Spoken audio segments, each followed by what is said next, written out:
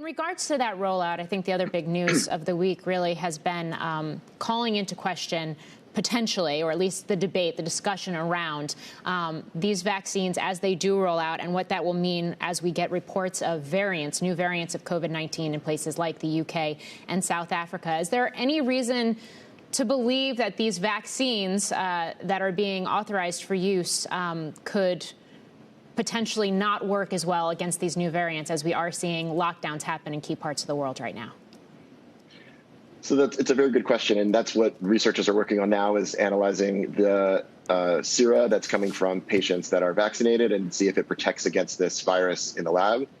That's ongoing. There doesn't seem to be any structural reason of the virus right now that it should be linked to resistance to this vaccine.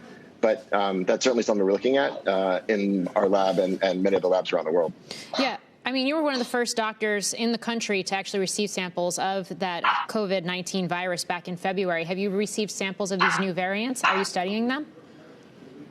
We are planning on studying them now. We have not received a sample of this variant in the United States yet. That's certainly something we're looking at doing now and comparing that to our vaccine work as well as antibodies and drug work to make sure that this new variant is able to be inhibited by those current therapies. Yeah, and of course, we've got 2 vaccines right now that are rolling out and being distributed here in the U.S., but there are others in the pipeline. What would you expect, what do you anticipate in terms of more data and what that means for potential other vaccines being available to the American public in the coming months?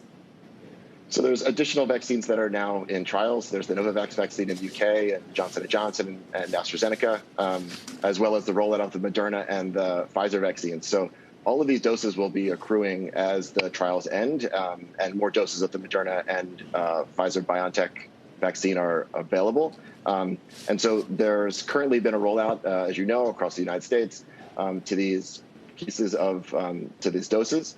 And as more people get vaccinated, past just healthcare workers at the front lines, we'll hopefully be seeing a downturn in cases. But in the United States right now, there's a huge number of cases. There's still 300,000 deaths total. Yesterday, there was over 225,000 cases and 3,400 deaths. We still have a lot of virus out in the community, and it's certainly not a time to kind of give in and give in to the pressures of wanting to be around family and friends around the holidays. The big worry is that around Christmas, people are going to just give in and want to be around their family, which is a big concern for healthcare workers, that we're going to see then a surge of cases after that, like we saw for Thanksgiving. Yeah. Dr. Freeman, thank you for joining us today. Shepard Smith here. Thanks for watching CNBC on YouTube.